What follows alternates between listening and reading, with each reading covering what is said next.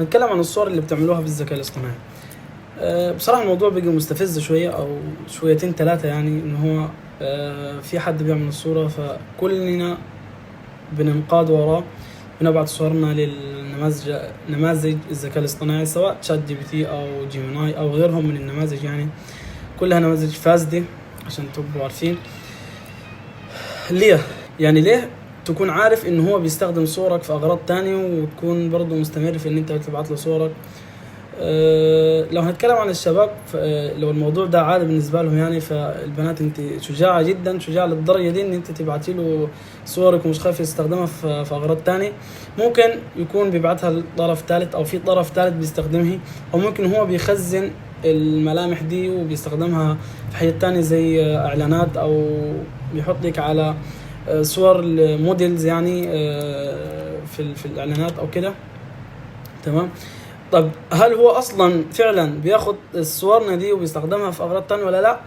ده اللي انا بحثت عنه بعمق شوية ووصلت للآتي. يعني شوف الموقع ده موقع تبع الموقع ده تبع الولايات المتحدة الأمريكية، ده موقع حكومي، يعني حتى لو بصيت للامتداد بتاعه هتلاقيه government. تمام. بعد ما الهري ده كله مش هيفيدك في حاجة، هتوصل لحد ايه مثلا اهو هنا. بص انا هريحها خالص اهو،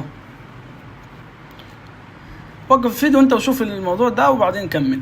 هتلقى ان هو بيقول لك ادوات الذكاء الاصطناعي دي بتستخدم، او المنتحلون دول بياخدوا صورك وبيستخدموها في اماكن تاني. ممكن نشوف حاجة تاني، موقع تاني دي ده موقع اسمه ايه، التجارة الفيدرالية تقريبا. ده موقع التجارة الفيدرالية تبع للبرلمان الأوروبي. يعني برضو كان قال لك مقال كبير، هو بصراحة قال حاجات كتير أو الحدود اللي هم هيحطوها للنماذج الذكاء الاصطناعي، وكان جايب هنا سيرة شات جي بي تي برضو أهو.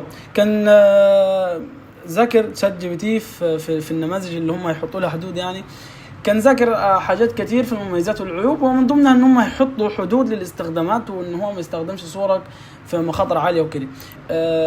كان في جماعه بتوعت اللي هم حقوق الانسان تقريبا زعموا ان الذكاء الاصطناعي او في نماذج من الذكاء الاصطناعي بتاخد صور، خدت حوالي 170 صوره من صور اطفال برازيليين واستخدمتهم في اغراض تانية.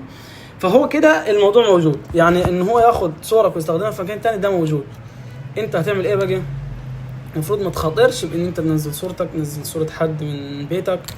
البنات ما تخاطريش بان انت تنزل صورتك في المواقع ده. هو مش اخوك انت هتبعت له صورته، ده شات جي بي تي، يعني هو ممكن يستخدمها في اي حاجه ثانيه.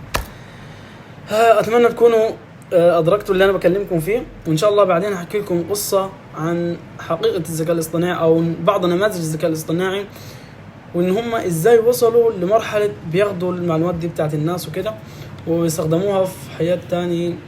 للأسف انت لو عرفت هم مش هتنزل صورتك، مش هتمسح اصلا سواء شات جي بي تي او جيميناي او النماذج الاخرى دي بسك اي حاجة. سلام.